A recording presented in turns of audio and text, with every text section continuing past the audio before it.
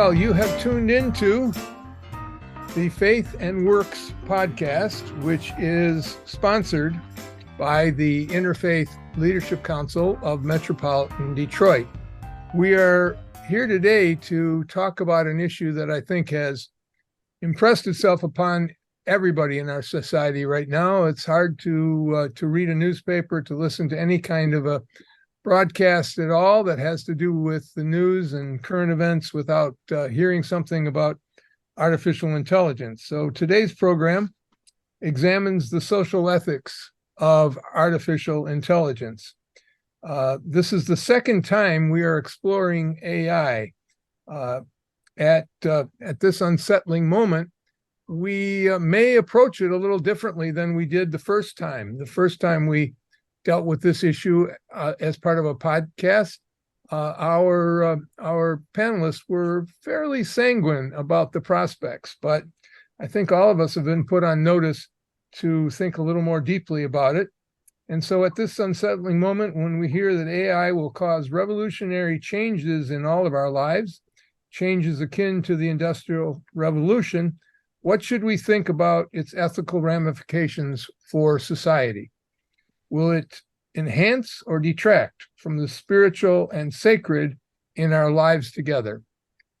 And I specifically talk about the sacred because we have been talking about what is sacred in our lives today as a series of podcasts. And this one may not talk so much or use the word sacred so much, but it certainly is going to do something about the sacrality of our world. And so keep that in mind as we talk about it. Our guests today, our panelists, are Saeed Khan, who is the Associate Professor of Teaching at Wayne State University, that is teaching Near East and Asian Studies and Global Studies. And he also added something to that, Director of the Study of... The Center for the Study of Citizenship. Director of the Center for the Study of Citizenship. Another one of our panelists is Chris Gilliard.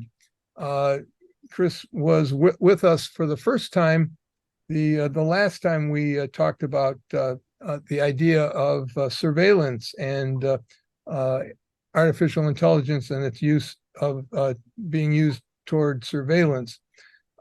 Chris is currently the JUST, as in justice, the JUST Tech Fellow at the Social Science Research Council, and has been applying his scholarship to the area of justice and surveillance, racial issues, and so on. So Chris is with us again to expand on some of those thoughts. And Professor David Koukal is the professor of philosophy in the Department of Philosophy at the University of Detroit, Mercy. And I am Bob Bruttell. I am an adjunct at the University of Detroit, Mercy, in the Religious Studies Department, where I teach history and social ethics. I'm happy to be with the three of these guys again, because I think this is something that's been on all of our minds, and it's been certainly on my mind lately. So the first question I want to do to sort of get us started here on this recording is the idea that George Kenner, who was a advisor to President Truman at the dawn of the atomic age, said in a speech, and I'm paraphrasing at this point, but something akin to it, he wondered whether or not society had the social ethics, the ethics required to deal with the kind of power and dangers that the atomic age represented. And I'm asking, as we talk about this new idea of artificial intelligence, which is being talked about as a change in society that will bring about the kinds of changes that might be as dangerous as the atomic age, that certainly will be as significant as the Industrial Revolution. What you think about that idea? Do you all think that it is an apt comparison to compare the beginning of the atomic age to the question of, do we have the social ethics to deal with that? You're our philosopher on this panel, David. Would you start the discussion? I'll try. I think that it doesn't seem that we have the social ethics of dealing with this, but there are maybe some tentative signs of possibly having some hope on this. One of the things that's kind of interesting, especially when you make this comparison between the advent of AI and the advent of the nuclear age, is that the inventors of these technologies fairly early on have kind of raised the alarm bells, especially after the second bomb was exploded at Nagasaki. The researchers who brought that weapon into existence started having some very serious misgivings about that technology that they had brought into the world.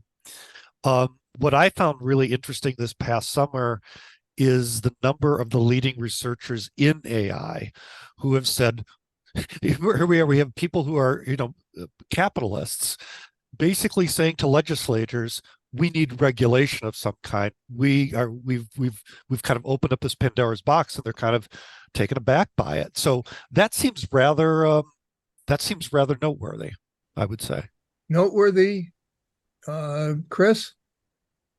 Well, so let me say from the outset, I'm intensely skeptical of these ideas about sort of super intelligent AI. Kind of building off what David said, I think we do need to pay attention to who is actually putting forth this notion. And in a lot of cases, it is the people who've developed them or, have something to sell. And so part of the reason I think they're telling us this thing is, these technologies are poised to make such a massive change, is they benefit intensely from this hype cycle. But the other thing that I think it's important to note is that this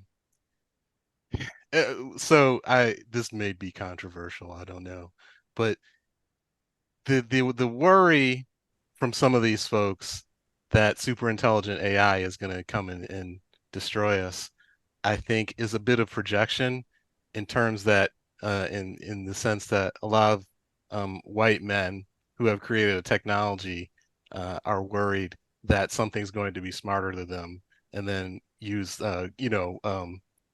make its way through the world in the way that they have historically. And so to put that in sort of less polite terms, they're worried that they'll be oppressed by something smarter than them in the way that they've often oppressed peoples that they think they're smarter than. I'm intensely skeptical of the notion that it's going to have these sort of world dominating effects. Saeed, what's your thought?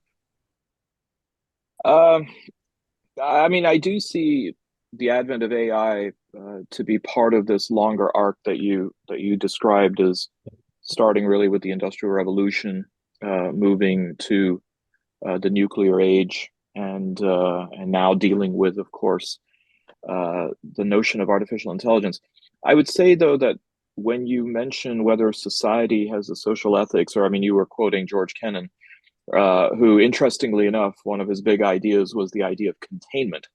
That in that case, it was containing the so-called communist threat.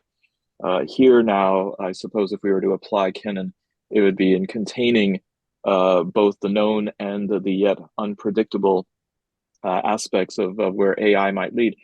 But the notion of social ethics, I think, or societal ethics, is probably in some ways the least of our worries. I think in the case of especially the nuclear age, it wasn't really about society. It was about the state, and whether the state was then going to have this awesome power over all of humanity. And today, I mean, we have so far 9 nuclear countries, the US, of course, and Russia, along with the UK, France, China. Interestingly, all 5 are permanent members of the UN Security Council. But also we have India, Pakistan, North Korea, and although themselves are being undeclared, it's probably the worst kept secret on the planet, Israel, constituting something along the lines of 12,500 nuclear warheads, of which the United States and Russia control 90% of them. In the case of Russia, arguably 1 man and maybe a few minions around the side. So I don't see this as being a matter of social ethics when it comes to the nuclear age. It is very much more concentrated. Now, from the artificial intelligence realm, I think that there may be, and I'll use this word in its full irony, perhaps a more democratizing possibility. That this is not something that is going to be controlled or controllable just by the state. Society may have more of a buy-in than it did when it came to, for example, nuclear weapons technology. And then I think we also need to consider a couple of other actors within this. I think corporations, and then also the role of the individual. So when it comes to then the notion of agency of AI, it's certainly, as to borrow from Kennan again, less containable because of the different participants that might be involved. Now, I'm not saying that that is necessarily something that we should immediately consider to be apocalyptic, but I think it does require us to not reduce this to relatively simplistic analogies of saying, well, AI is like this generation's nuclear challenge, as what we saw at the end of World War II. Well, there's a number of things that I would like to explore, and one of them is the idea that you suggested, the fact that corporations are going to use this, and even the most benign, if that is even applicable, of the corporations are going to have a profit motive to extract some sort of value from the rest of us with the use of these super intelligent tools. I'm sorry, Bob, just if I didn't mean to interrupt you, but can we just so that we set the ground rules for the rest of the conversation, let's not talk about this in future tense. I think it's happening already. So we can talk about this in present tense because corporations are in fact using AI. The state already is using AI. Society is using AI.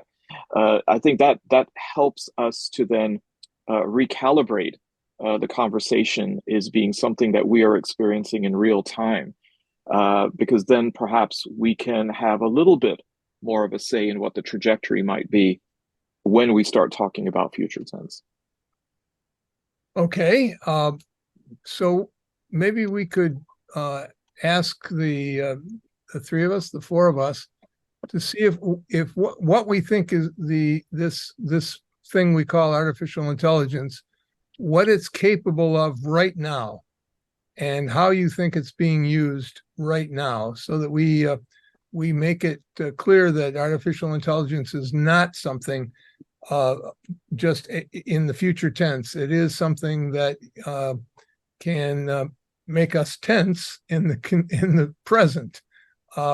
Just to turn that on its head, Chris, I know that you're thinking a lot about that. So, what do you think about its current uses? What's being done with it right now?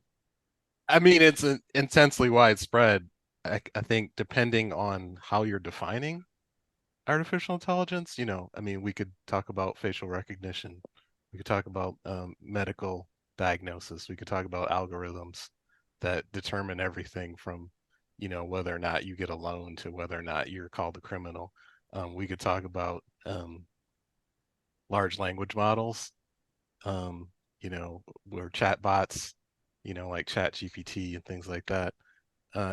We could talk about self-driving cars, right? So there's it's a pretty wide swath of things that are termed, that fall under the umbrella of artificial intelligence. I mean, generally I think when we're the fears that come through when people are talking about sort of super intelligent things kind of stem from one of the hotness right now, which is our large language models and chatbots and things like that. Well, I know a lot of teachers, from what I read, are really concerned about the large language models that are represented by ChatGPT and others.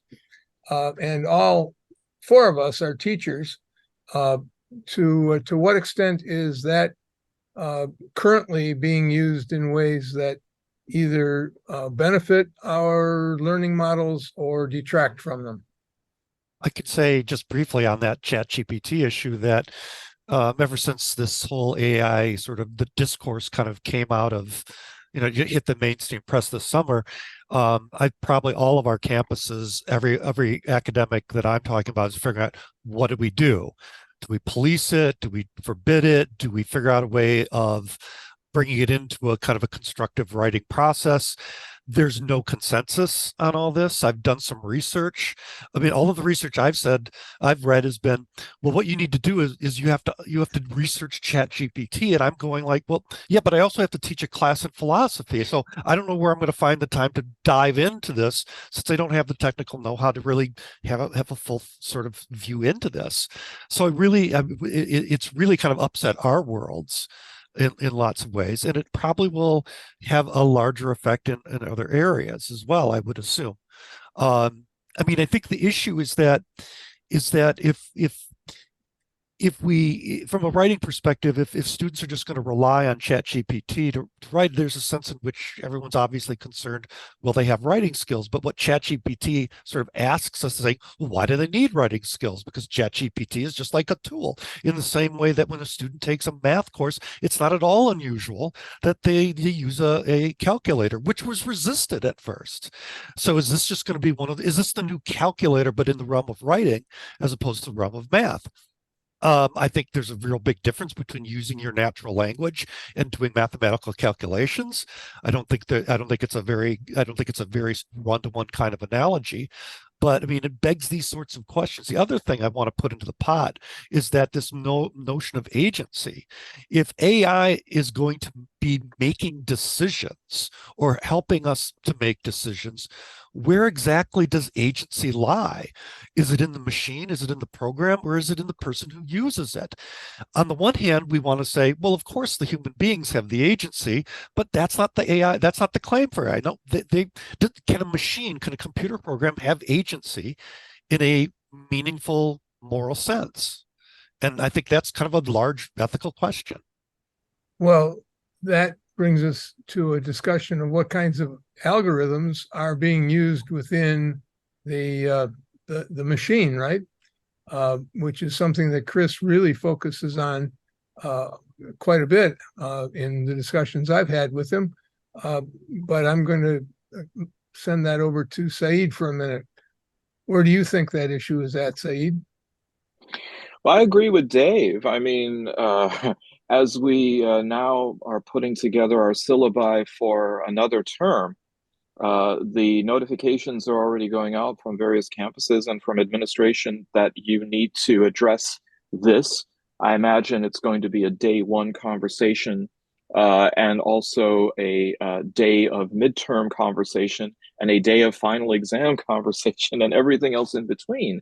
And I agree with Dave that the idea that then we have to go ahead and essentially put our essay questions through ChatGPT to then find out what kind of answers are going to come and then surveil for those is really cumbersome. But I see this as being an issue of, and I really appreciate that how you place this arc of industrialization, of the Industrial Revolution, the nuclear age, and AI, because I think that there are some similarities in some of these ages, and then there's of course some things that need to be contrasted. One is I would put in the Industrial Revolution and the AI revolution on the same side of the ledger compared to the nuclear era in one very important distinction. The nuclear era made us acclimated to the idea of seismic disruption, the idea that one bomb could just end it all. And that's not something that we have seen really with the Industrial Revolution. And I doubt we're going to see that necessarily with AI. At the same time, one could say that that perhaps lulls us into a sense of complacency about what could be the consequences, because these are glacial, not seismic changes. When we think about the Industrial Revolution, we of course always see it in a very positivistic way. Said no one ever from a colonial country, because of course it was massively destructive and damaging to them. I mean, the legacy of which we still see around the world. But we also have to realize what were the kinds of social transformations that happened as a result of the Industrial Revolution. Families now being disrupted as far as working outside the home or outside an agricultural paradigm. And I see that happening with AI. The fact that these things become so subtle. Chat GPT, oh, I'm just going to take a look because it'll jumpstart me on writing a paper so I know which direction or that I'm on the right path. How far that then goes. And in a sense, what I see is what's very dangerous here is that it's outsourcing thinking, number one, and it's also mortgaging critical thinking. Because, and I think this is where we're getting into those other issues of algorithms and all, we're going to be essentially swearing fealty to whatever is the answer that ChatGPT provides as being canonical and indisputable. And people like ourselves who labor for years trying to understand the nuances and the subtleties of a topic and its complexities are going to now have to compete with something that someone clicks away and is able to produce in the matter of seconds, as opposed to hours, days, weeks, and semesters. Chris, your thoughts? Yeah, I'm glad Saeed brought up that point, those points about critical thinking. But I want to say from the outset, I think that that chatbots in particular, generative AI, is foundationally extractive and unethical. Like, I've never used it, and I will continue to refuse to use them for several reasons. One, it all of them consume a tremendous amount of resources just to operate. I wish I brought my numbers with me, but the power that it takes and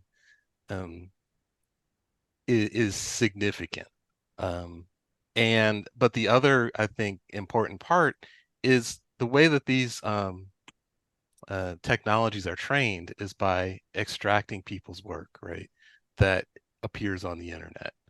So there have been copyrighted novels ingested, work that you or I may have put on the internet in some form or another, our images, any artists who may have had their work either on the internet or on platforms like Instagram or Facebook. And no one has given these companies permission to use that and to use that to further generate more profit and to use those things. So if I wanted to use a generative AI, for instance, and there's an artist I like, and I said, render me an image of heaven and angels in the style of artist X. So there are generative AIs that will do that. And the way they're able to do that is they've ingested massive amounts of material from all the artists who put their work on the internet. So I think they're inherently, foundationally unethical. But the other thing, the thing that Saeed said is I think it's really important because a lot of the sort of mystical properties that have been attached to these things, I think are based on misunderstandings of how they actually work. And at the risk of oversimplifying it, many people have called things like chatbots autocomplete on steroids.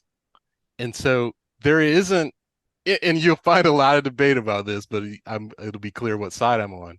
There is no understanding behind these things. What they do is produce a word and and successive words that are most likely to appear based on how they've been trained.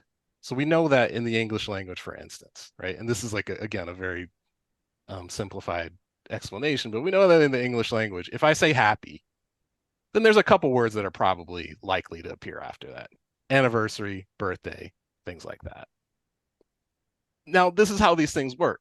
And so a lot of the meaning that comes from how these things put together text comes from the person who's actually reading the text. The meaning is not made by the machine. And I think that kind of the claim that these things are making meaning, I think it is a dangerous one.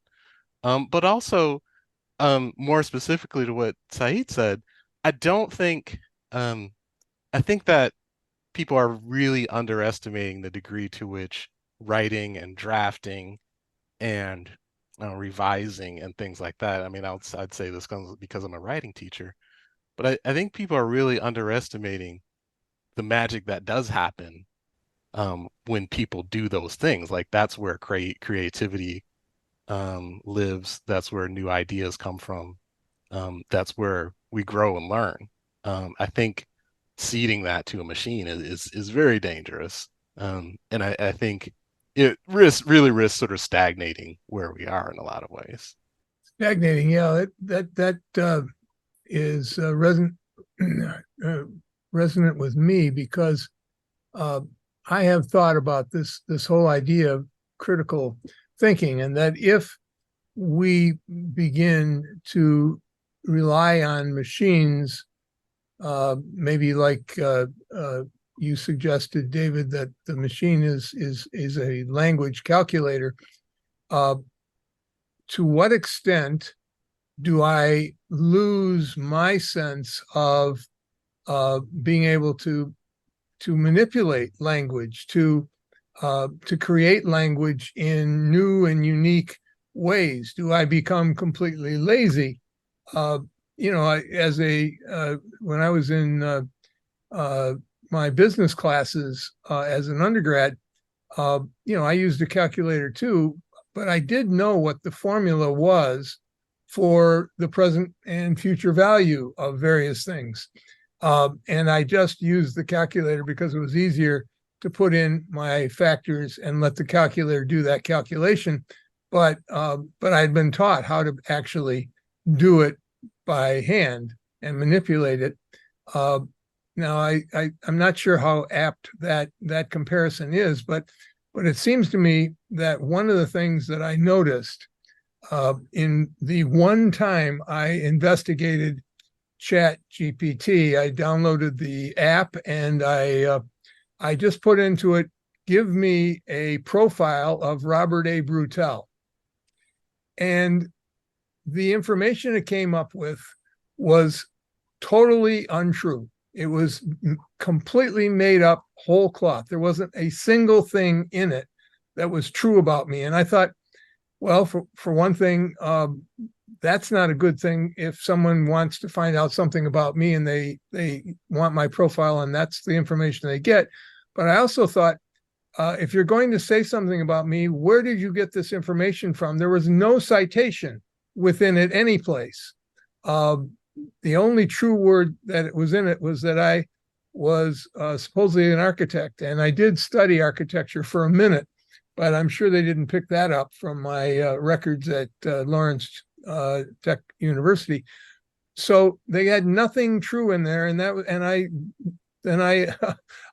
got rid of the app. I said, this has already proved to me that it doesn't give me good information, and wherever it gets its information from, it doesn't cite it.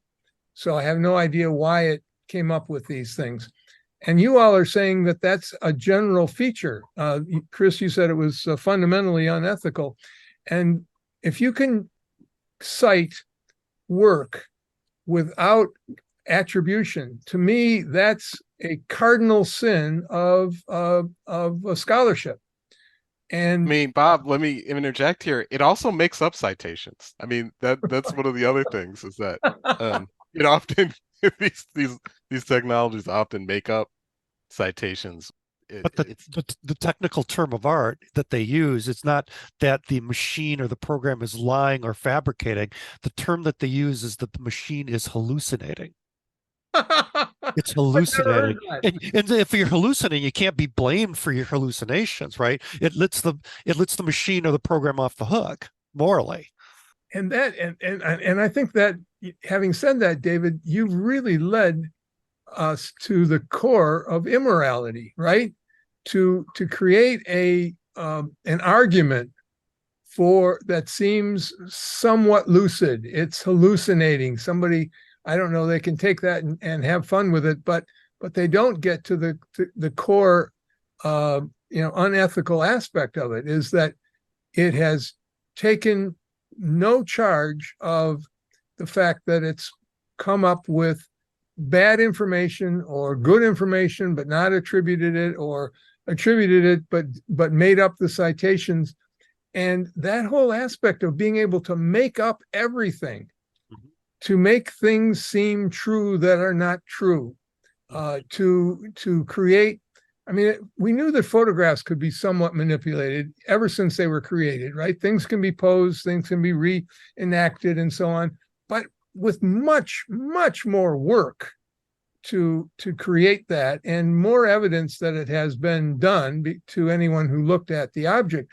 But I'm told that artificial intelligence will be able to make up photographs that we will not be able to tell from the reality, that it will make up videos that we will not be able to tell or even have a clue that it was created whole cloth from some sort of visual images that it was able to manipulate. That part really does worry me, because in a world where there is not just the profit motive to extract from people, but the motive of making yourself look better compared to others, and using this high-tech tool, seems to me to be just, what can you believe from then on? And certain images, when presented, cannot be forgotten, no matter whether you know they were true or not. If someone wants to destroy my reputation, my understanding is that with these new tools, they could create images of me doing horrendous things that could be shown briefly to people who knew they weren't true, but could never forget them. It undermines our sense of reality. What is, how do we navigate a world where, there's this famous post-structuralist text, I'm assuming from the 80s, Jean Baudrillard's Simulacra and Simulation. And, and everyone kind of laughs at it. There's another one of these French post-structuralists, but you read it with the advent of the internet and the new media environment, and he was kind of a prophet. And, we're in that world now. In fact, going back to what Chris said way at the beginning, he said, on the one hand, I'm skeptical of the claims of AI because these people want it to make big claims on behalf of their technology. And I agree with that, because we are all old enough to have lived through the Y2K, when it was the last time technology was going to end the world, and nothing really happened. Okay. But on the other hand, when I am engaging in this discourse about AI, I can't help but think I'm stuck in a episode of Black Mirror. And the reason I find Black Mirror episodes so incredibly haunting is that they follow the logic of the technology just one step beyond where we're at. And that's what makes them so incredibly compelling. It's the one TV show that I actually have to psych myself up to watch. It is so disturbing.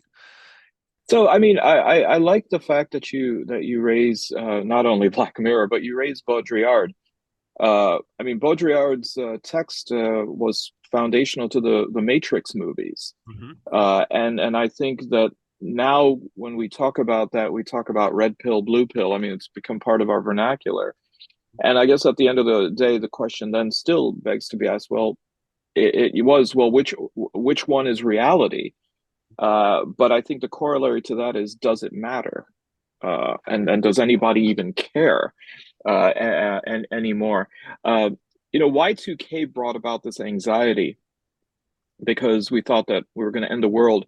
And I'd like to harken back to the Trinity test. I mean, there was an anxiety that we were in such uncharted territory that with the detonation, some of the scientists weren't sure if we were going to ionize or fry the atmosphere, and that would be the end of it.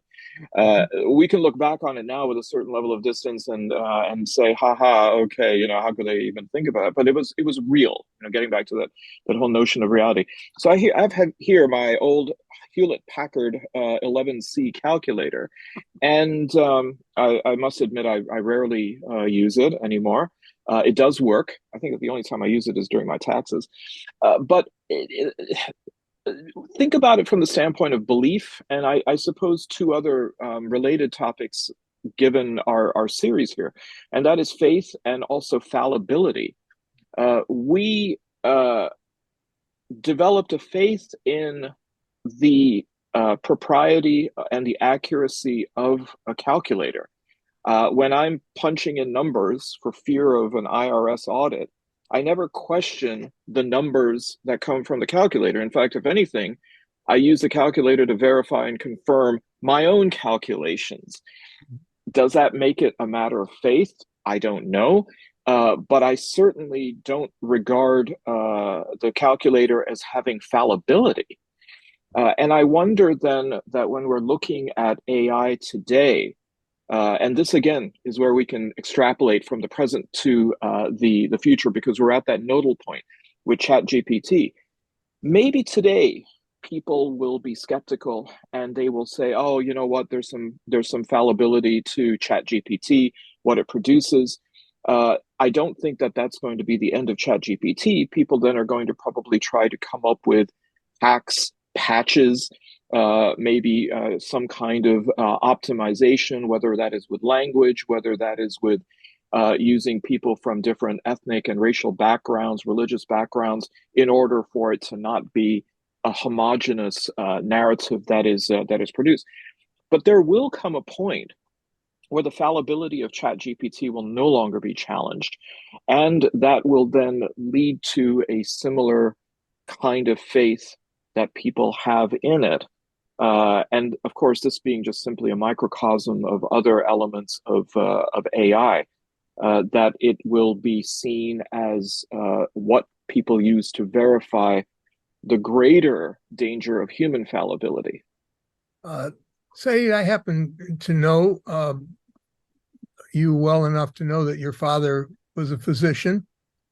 And so there's a lot of discussion about using this heightened intelligence on machines to in the profession that your father was an expert in, and that he no longer becomes the expert, that the machine is the expert, and he's supposed to check its accuracy from time to time and make sure that he feels somehow through his intelligence that it's an accurate kind of diagnosis. What I fear in there again is that physicians begin to think that the machine knows more than they do, and that it will be more accurate than they will be, and that therefore a physician quits doing his or her homework, that it is no longer something that they care about to be up on all the journals, because of course the machines are supposed to read all the journals and know, and that's provided that scientists have not become so lazy as to not be doing that writing in journals anymore, that somehow they put up, they do some sort of peripatetic thinking, and then feed those notions into a computer and ask the computer to live it out for them to figure out whether or not where this might go without having to do the actual testing that we would expect from the kind of science we do these days. Does that seem like a reasonable fear to you, or have I taken this thing too far? I think it started to happen, Bob, before my dad retired a couple of years ago. I would actually say that to distinguish him from, and with all respect to people who are in the medical profession today, and it's not again, it's not a slur on them, it's just sort of the zeitgeist. My father was a diagnostician, more so than he was a doctor. He would be a kind of person, because this was part of his training, that you go ahead and you are the person who runs the differential. Whereas today, and it's interesting because he went to see his doctor today, everything becomes a battery of tests. And then once the numbers come back, if you want, you can call them the algorithm, a diagnosis is then made. Now, part of that, of course, to be fair, has to do with medical liability issues. It has to do with the complexities of diseases. But we then, again, have to ask the question that what is the opportunity cost? What is being lost in this? Does it give a patient greater assurance to know that the doctor has taken the human element not completely out of the equation, but has supplemented it with technology?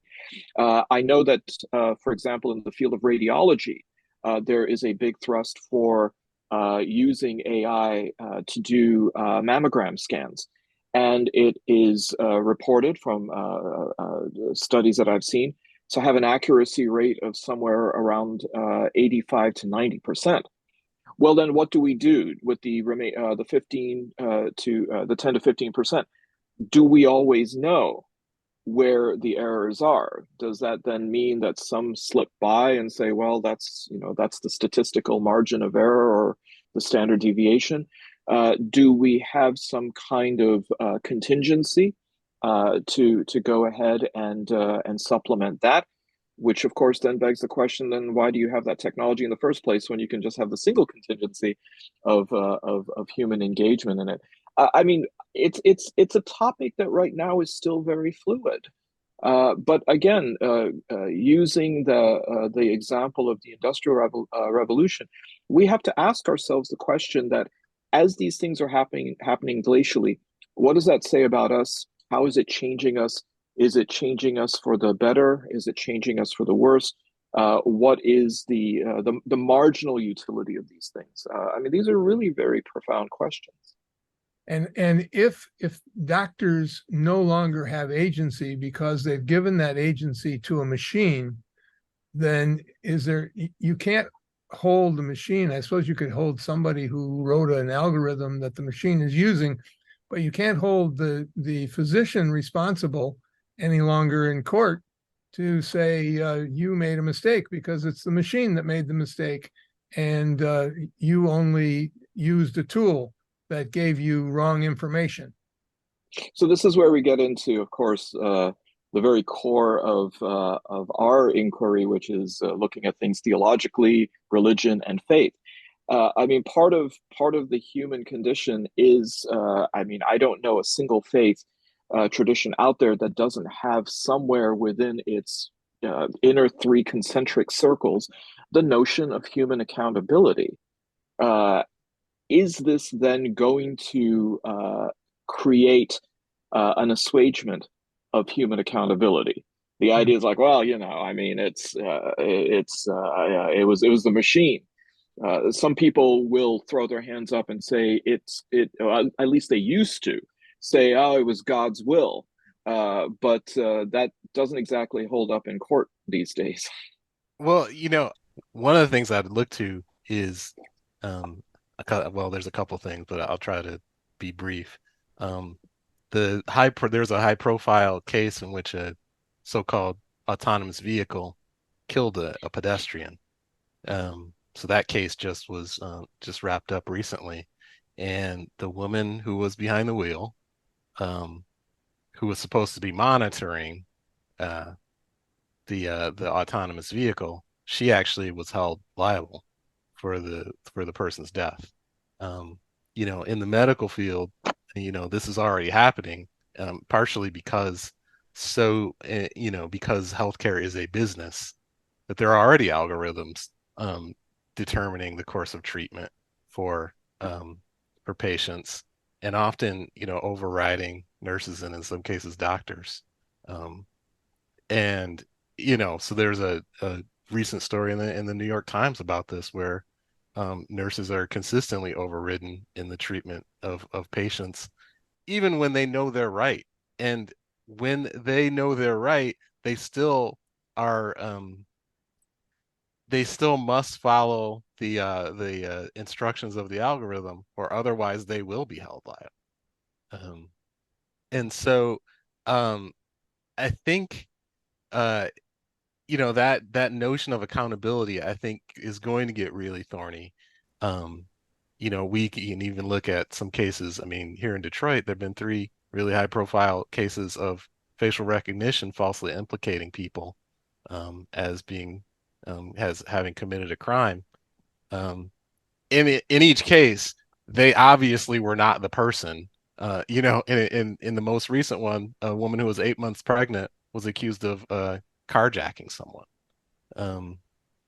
And in one of those cases, the law enforcement said to the guy, "Oh, well, I suppose the computer is wrong." When the guy said he didn't do it, and he wasn't anywhere near the watch store that got robbed. And so the police officer said to him, "Oh, I suppose the computer is wrong." And so there is this sense, right? Sarcastically. Yeah. Yeah. There is this sense that the computer doesn't make mistakes. And if you look at how law enforcement has discussed these cases each time, it's always been that the people didn't use the technology properly, not that the technology was wrong, not fit for purpose, or shouldn't, it shouldn't have been used. And so, yeah, I think that does really complicate some of these issues. But I mean, and this is speculation on my point, but I do think that there's going to be consistent investment always in finding a human to blame, because the human in the loop is generally someone with far less power than the people who are dictating that we use these machines. Well, there's something to really think about for a while, is the differentials in power, of course, that will be evidenced, and the cop has demonstrated that just a little bit by claiming that the machine and those behind it have to be more right than the individual. I'm reminded of Galileo being threatened with death. And the 2 prospects were that those in authority that had accused him of blasphemy and of being a heretic in a sense, those who had accused him of it, if those powerful ones had been adjudicated as wrong, they then would have been prosecuted for a false false accusation and been punished for it. And that is the position of authority all the time, is that authority wants to find that it is right in relation to the powerless, because otherwise they lose some of their power. I think that as we go on with this discussion, because we will have to eventually bring something to a close here, even though this is really interesting to me, and I think it could go on for a while.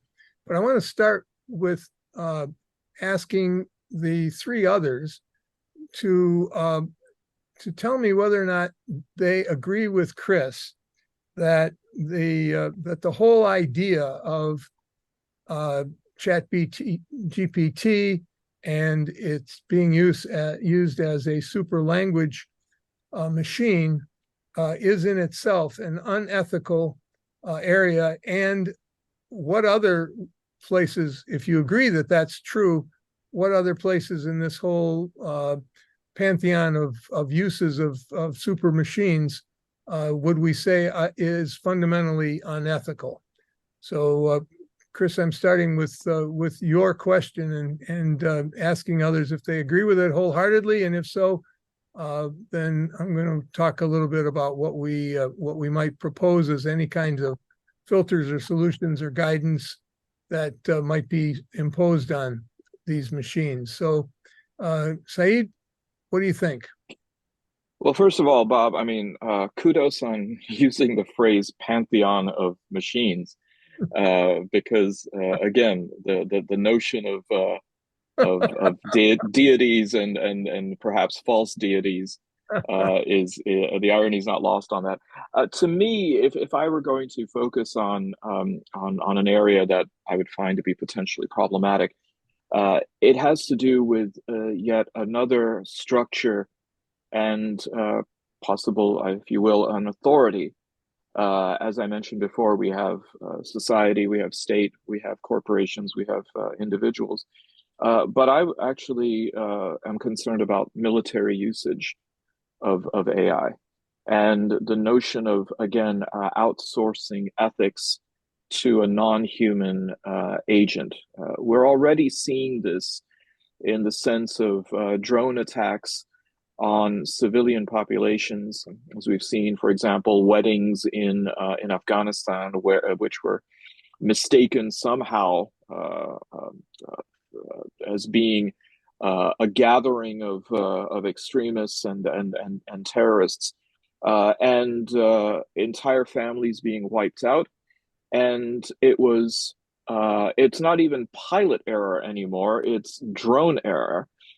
Even the metaphorical or maybe the real kid sitting in Kansas with a joystick, where the central command for drone logistics is occurring, is not brought up on even charges of gross negligence, because of course they can claim that they were relying upon the technology, and sometimes, unfortunately, things happen that the technology is unable to distinguish between a wedding party and a group of people with AK-47s and RPGs.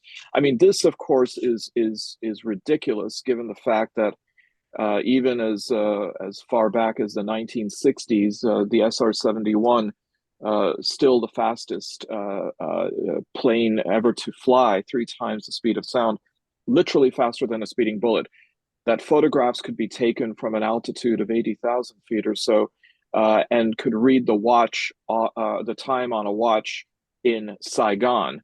And to say that level of accuracy could not happen 50, 60 years later with a drone attack, when it comes to something as what one would hope is as serious as a decision whether or not to pull the trigger and end people's lives.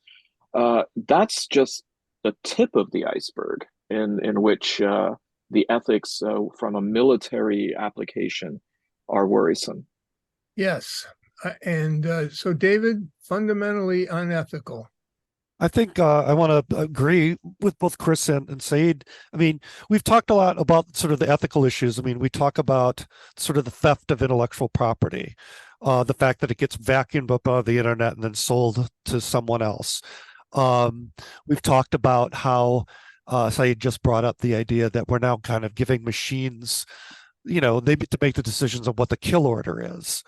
That there's no human sort of oversight on that, because in a lot of ways it's just more functional, right? It makes the various systems that are implicated function more efficiently. So we have this kind of instrumental view of this technology. It makes things go more smoothly in the narrow constraints of the various systems in which these technologies are involved. But the other thing that's interesting is that it's also undermining our own agency as human beings. If we're just sort of we're in a certain sense, we're just kind of offshoring our moral agency to these machines, which are just a product of human culture. And because it's a product of human culture, Saeed has talked earlier about our fallibility. Well, the fallibility is reflected in the technology, right? I mean, if it comes from a fallible source, well, of course, the technology is going to retain a certain degree of fallacy, and we seem to have lost sight of that. And what strikes me as more problematic is that when we start kind of letting technology make any kinds of choices, moral or otherwise, is we're really undermining our sense of what it means to be a human being in a world.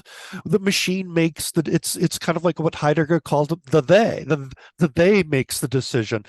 Everyone makes the decision and no one makes the decision. Everyone's implicated, but no one's implicated. And therefore you don't have an authentic existence, to use the language of existentialism. And so what we mean is that, like, even if you had a chat GPT that wrote a perfectly factually correct passage, let's say, and I've had that experience, by the way. I asked ChatGPT once, tell me about the founder of phenomenology, and I got a factually correct paragraph on Edmund Husserl. Now, Bob, I'm sorry that you didn't get a good. My guess is that you probably weren't as famous as Bob Husserl, so there's less of you to be vacuumed up out of the internet, right? I mean, I'm sure that they'd get me wrong too, but I mean, think about all the things that we value. I mean, maybe we value it more, maybe as a bit as academics, is that part of what it means to look for meaning in the world is like when you go to the internet or the library, if you're really old fashioned, you're trying to find something out about the world that you didn't know before. If you're just letting the machine do that, you're not, now the machine becomes a barrier between you and the world. And that means if we don't use our language anymore, because ChatGPT can write a good 1,000 level freshman paper, then we've kind of, again, the language of estrangement, right? We've become estranged from our own world, our own existence, our own world of meaning. I think it's in the most maximal sense, it's kind of a human tragedy, potentially. Yeah, and of course we Chris can document for us some of the tragedies that have already happened with the kind of super intelligences that we're using, machines are using now. So Chris, getting back to you, we've started with the question that you've already answered. You do feel that that much of this is fundamentally unethical. Is there any guidance that could be placed on it? I'm going to ask it from a practical point of view, because of course the authorities and powers that are behind this, the money, we started out with you talking about how much money it is in this, of just being able to hype it for the players that are involved in it. So we're going to need to do something practical about it to try to filter it, to try to change it, to try to manage it. It maybe is the only word. Is there anything you can offer us as part of that idea? Well, so I'll say this, that 5 or 6 years ago, we were being told that cryptocurrency was the future. And 2 or 3 years ago, we were being told that NFTs were the future. And a very important part of the tech hype cycle, right? The way that that investments get made and startups get funding and all these things is to create the myth that the thing that they are selling is the wave of the future.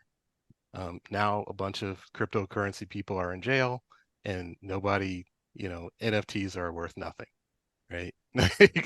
I'm inherently skeptical of this hype cycle.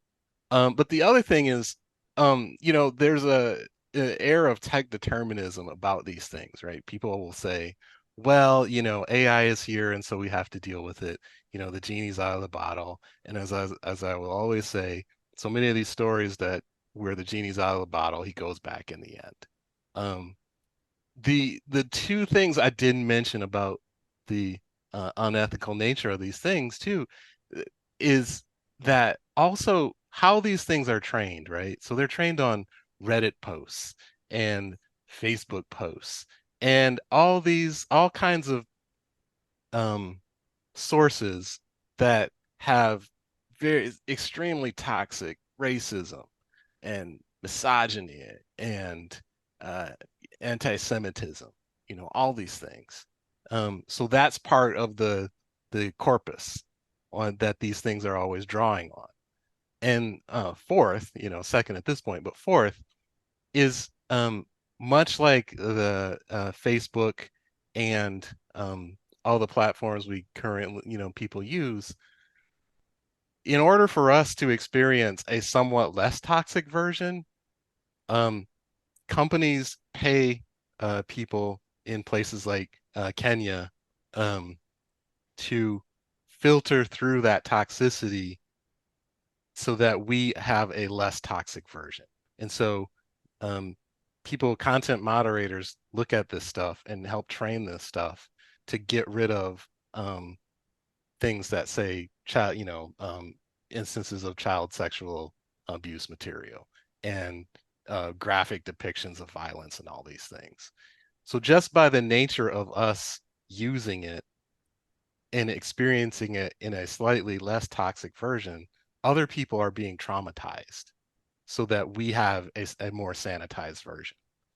And so I really, really, this is not practical, okay? But I resist, and I urge other people to resist the notion that it's here and we have to use it. I absolutely reject that.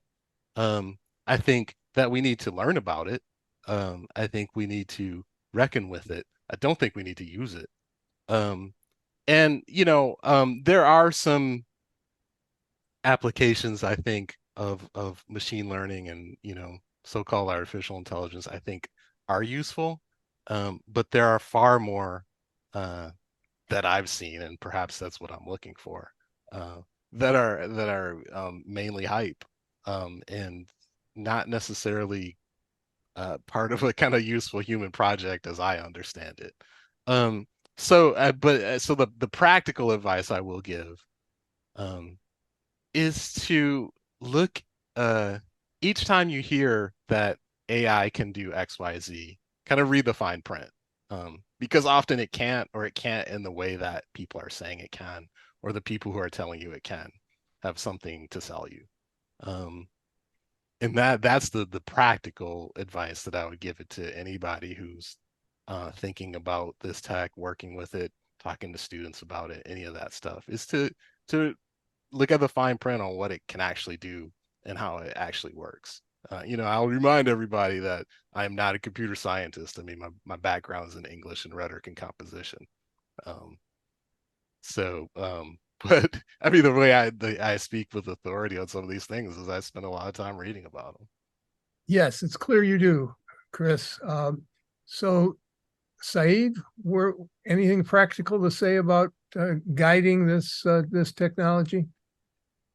I'm certainly not a technician, so I'm really ill-equipped to be able to get into the nitty-gritty of that.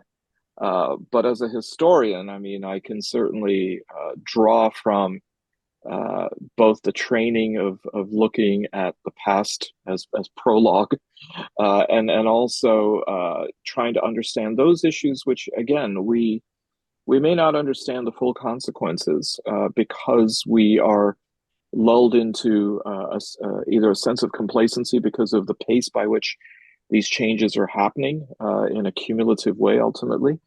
But then also from the standpoint that we do also find ourselves as agents. And Michael Corleone in The Godfather Part 2 says we're all part of the same hypocrisy.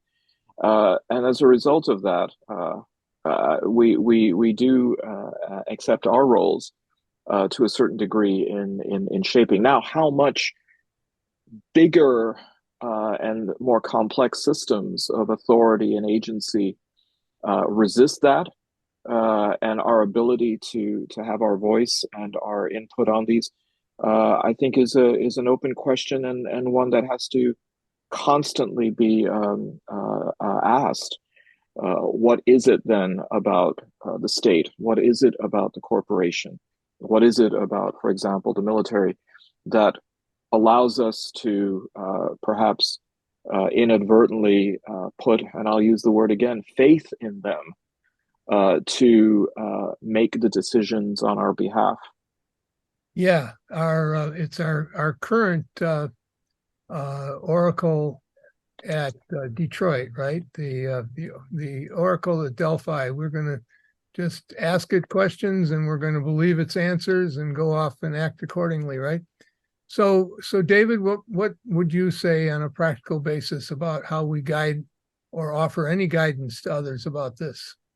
One of the things that in the little bit of research I've been able to do on Chat GPT and stuff like that, is that one of the things that it does apparently very badly, it commits lots of logical, it doesn't really understand how to reason in a strict sort of philosophical sense, and I don't mean that in a formal logical, but more in informal logic, and which is the logic that we mostly use in everyday living, whether you're a philosopher or not.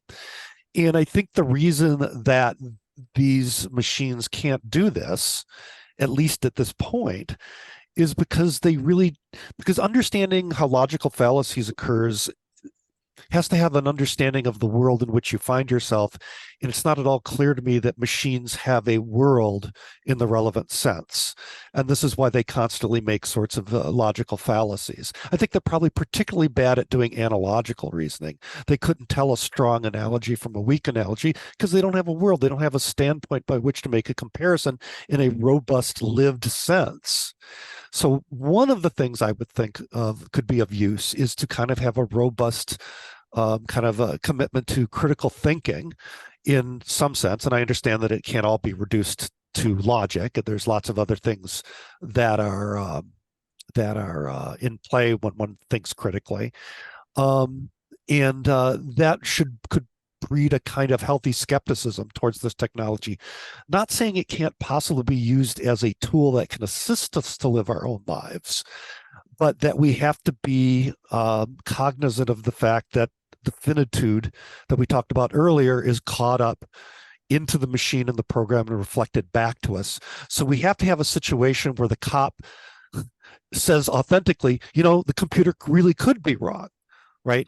Not in a dismissive way, but it's like, well, maybe it is, right? We do know that a lot of this, like the whole facial recognition, a lot of it's bias. A lot of it is like, because the data that's swept up is oftentimes people of color are the ones who are overwhelmingly targeted by this stuff. That's not accidental. It's not a technological glitch. It's a glitch of our society. And that's not something that can be fixed by a machine. Now, the downside of this, because I can never, ever, ever end on a hopeful note, is that the problem with academics is that we don't have a broad understanding of what critical thinking is. I've been teaching for 25, 30 years, and I've had tons of conversations with all different disciplinarians, and that's the big elephant in the room. We have to come to some kind of consensus view. Not only dealing with philosophy, but also psychology, also all different English and rhetoric, Rhet Comp people. That I think we need to kind of save ourselves through that, because ultimately it's because I don't think machines can think critically in the relevantly human sense. Well, I will. Yeah, I'm going to sort of end on a couple of my thoughts. No more important than what you all have said, but it seems to me that it's going to steal a profound sense of spirituality from us, and that we, even though, as Chris says, this may be this technology may really require, if we're going to be completely ethical about it, to quit using it. I'm so doubtful about that possibility that my sense is that we have to say that people like us need to take ethical responsibility in the same way as people like us created ethical committees for hospitals to make decisions. I mean, we didn't even get into CRISPR and how much that could change our world, which is another technological tool. But it seems to me that that we need to be as interested as Chris is in this issue, and to be arguing at the very least for ethical committees to deal with these issues and to give them the kinds of importance that the ethical committee at a hospital has for how they do business. It's not a perfect solution. It may not even work well, but at least as human beings, we need to take that kind of agency, would be my point of view. But I think I take what you all have said tonight, and it really emphasizes to me that people have not been confronting the idea of social ethics. It's all been kind of willy-nilly. What will it, what kind of fun can I have with it? And, that is the benefit that we individually take from these tools. And those who have authority and those who are making money off of it are taking advantage of us because we're not taking an ethical interest in its use. So I'll close on that note because I think we could go for a lot longer, and it's been super interesting. Maybe we'll have some thoughts that come out of this that'll cause us to want to get this panel together again. And if we leave those who are listening to us on a little bit of a they want more, that would be a good thing, because it's a really important discussion that we've been having this afternoon and this evening. So to close, you've been listening to a conversation that has been sponsored by the InterFaith Leadership Council of Metropolitan Detroit. The podcast is called Faith and Works. And today we were exploring the benefits, if any, and the dangers of artificial intelligence. I am really indebted to our panelists, Professor Saeed Khan, Professor David Koukal, and Professor Chris Gilliard, who have obviously given us some real insight and have already given some thought to this whole issue of the ethics of artificial intelligence. We are also grateful to bensound.com for providing us with our music. If you would like more information on the InterFaith Leadership Council of Metropolitan Detroit, please go to our website, which is www.detroitinterfaithcouncil, no spaces.com, or the Faith and Works podcast at gmail.com if you want to send us some commentary. Thank you very much. I look forward to being with you on another podcast. Bye now.